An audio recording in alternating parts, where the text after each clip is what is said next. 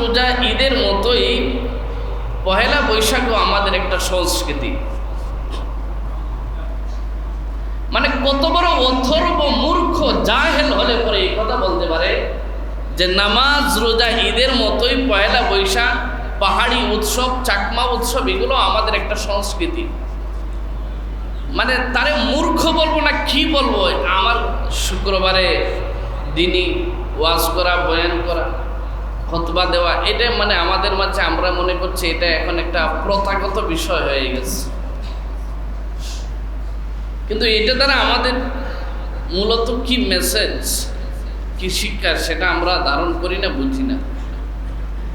আমরা এটাকে মানে একটা প্রথাগত সাধারণ বিষয় বানিয়ে ফেলছি।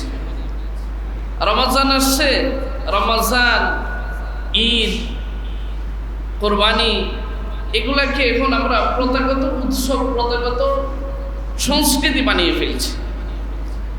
হ্যাঁ, এগুলো মুসলিম সংস্কৃতির অংশ, কিন্তু স্বাভাবিক প্রথাগত সংস্কৃতি নয়, এটা ভুল। এই যে কয়েকদিন আগে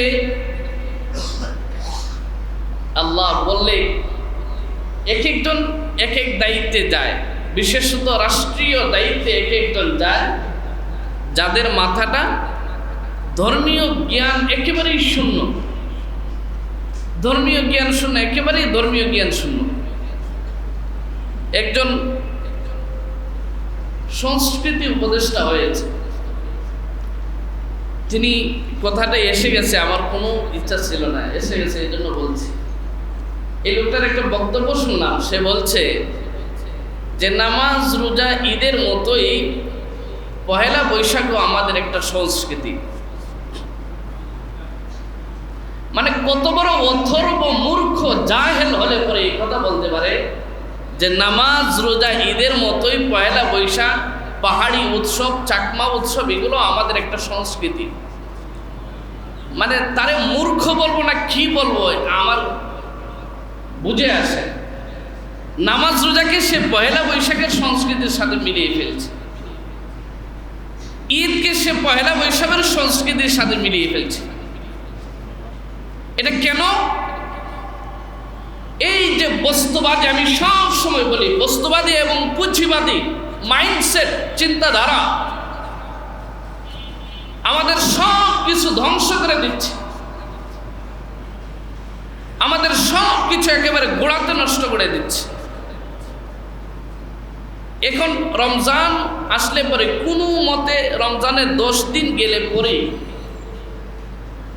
দ্বিতীয় দশক থেকে মিডিয়াগুলো এমনভাবে হুমড়ি খেয়ে পড়ে যে এবারের ঈদের বাজারে কোন আইটেম, কোন ড্রেসটা নতুন এসেছে, ঈদের বাজারে কোন মার্কেটটা চাঙ্গা, কোন মার্কেটে সব ধরনের জিনিসপত্র পাওয়া যায়, কোন ব্র্যান্ডটা ভালো, কোন ব্র্যান্ডের দাম কেমন। আর এখন আরও একটা নতুন আরেক ভাইরাস তৈরি হয়েছে যে ওই যে একটা ক্যামেরা, একটা বুম নিয়ে কত টাকা মার্কেট করছেন, কি করছেন, এই যে একটা নিকৃষ্ট মন মানসিকতা এবং আমাদের সমাজের ইবাদতের সারকে শূন্য করে দেওয়া, ইবাদতের একটা ইমেজ নষ্ট করে দেওয়ার এটা একটা চক্রান্ত। আপনি চিন্তা করতে পারছেন?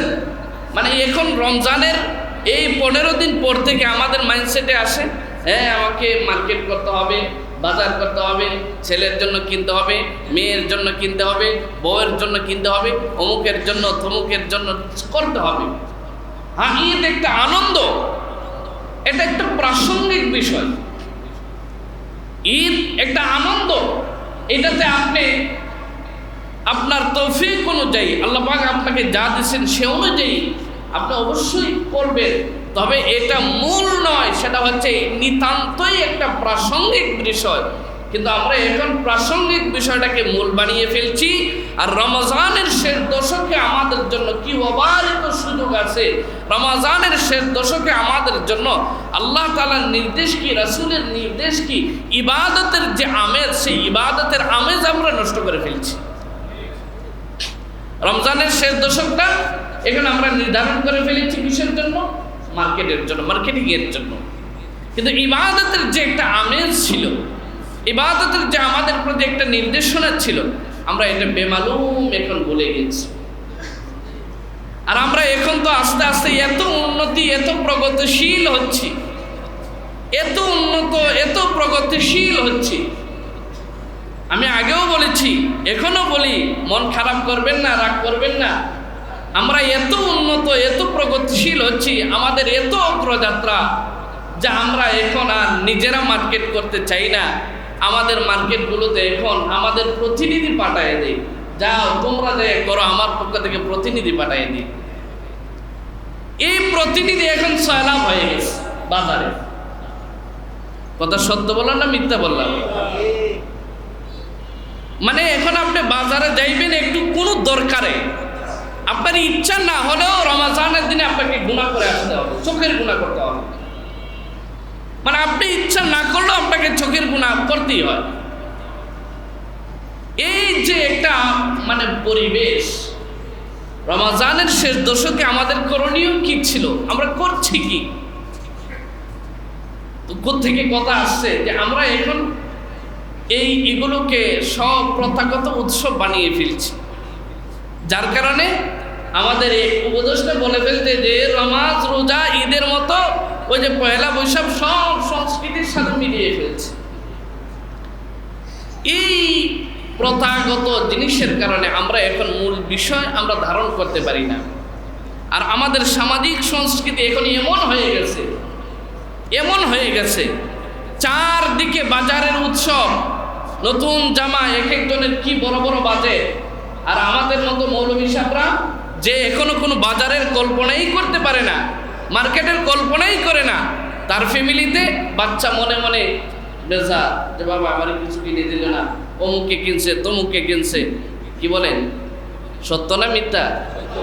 আপনি একটা রমজানে আপনার বাচ্চাকে কিনে দিয়েন না, আপনার ওয়াইফকে কিনে দিয়েন না, আপনি যাদেরকে দেওয়ার দরকার দিয়েন না, দেখবেন কি অবস্থা হবে। এটা আবার ভাইবেন না যে আমার ফ্যামিলিতে এদের কোনো প্রেশার আছে। আলহামদুলিল্লাহ, এদিক থেকে জাগতিক এই দিক থেকে আলহামদুলিল্লাহ অনেক শান্তি, কোনো প্রেশার নেই। আপনারা আবার ভাইবেন না যে হয়তো হুজুরের প্রেশার আছে, এই জন্য হুজুর বলছে। আমার কোনো প্রেশার নেই, কিন্তু এটা হচ্ছে সামাজিক অবস্থা, সামাজিক বাস্তবতা। আপনি দিবেন না, মানে এই যে হাওয়া লাগছে, সবাই করে, সবাই মার্কেট করে, মার্কেট করতে হবে, দিতে হবে। এটা রমজানের এই 10 তারিখ যাওয়ার পর অনেকের রমজান শুরু থেকেই শুরু হয়ে যায়।